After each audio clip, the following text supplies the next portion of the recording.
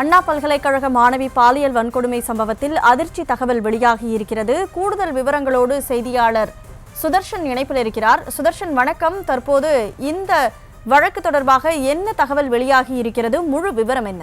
வணக்கம். அண்ணா பல்கலைக்கழக மாணவி பாலியல் துன்புறுத்தலுக்கு உள்ளாக்கப்பட்ட விவகாரத்துல இந்த விசாரணையை தீவிரப்படுத்துகிறது இந்த சிறப்பு விசாரணை குழு. மாணவியிடம் நடத்திய விசாரணையின் போதுதான் ஸ்டார் அப்படின்ற ஒருவரிடம் அந்த குற்றவாளி ஞானசேகர் தொடர்பு கொண்டதையும், அந்த ஸ்டார் யாரு அப்படின்னு சொல்லிட்டு தொடர்ந்து அவருடன் விசாரணையை எஸ்ஐடி டீம் மேற்கொண்டு வருகின்றனர். முக்கியமாக அந்த ஸ்டாருடன் இருக்குமாறு கூறியதாகவும் இந்த ஸ்டார் என்ற வார்த்தையை மாணவி உறுதிப்படுத்தியிருக்கிறார். அந்த அண்ணா பல்கலைக்கழக மாணவி பாதிக்கப்பட்டுள்ள பாலியல் துன்பத்துக்கு உள்ளாக்கப்பட்ட அந்த மாணவி மீண்டும் அந்த ஸ்டாருடன் இருக்குமாறு கூறியதாக திட்டவட்டமாக இந்த ஸ்டார் என்ற வார்த்தையை உறுதிப்படுத்தியிருக்கிறார். தொலைபேசி அழைப்பு வந்த போதுதான் மிரட்டி விட்டு வந்து விடுவேன் என ஞானசேகர் பேசியதாகவும், வேறு ஒரு ஸ்டாரிடம் மாணவியை இருக்க கூறியதாக மாணவி மீண்டும் சிறப்பு புலனாய்வு குழுவிடம் மாணவி தெரிவித்திருக்கிறதாக தகவல்கள் சொல்லப்படுகிறது.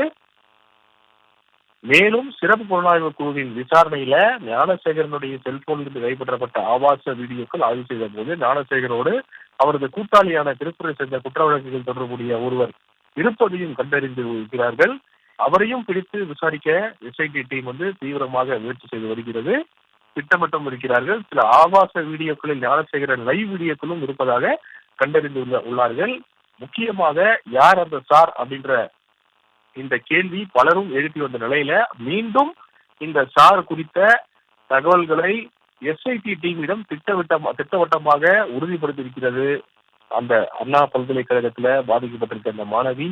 இந்த மாணவி அந்த ஸ்டாருடன் நெருங்கி இருக்க சொன்னதாகவும், அது மட்டும் இல்லாம அவரிடமும் நேரத்தை செலவிட சொன்னதாகவும் இந்த ஞானசேகரன் அந்த நேரத்துல கூறியதாக எஸ்ஐடி டீமிடம் அந்த மாணவி திட்டவட்டமாக தெரிவித்திருக்கிறார்.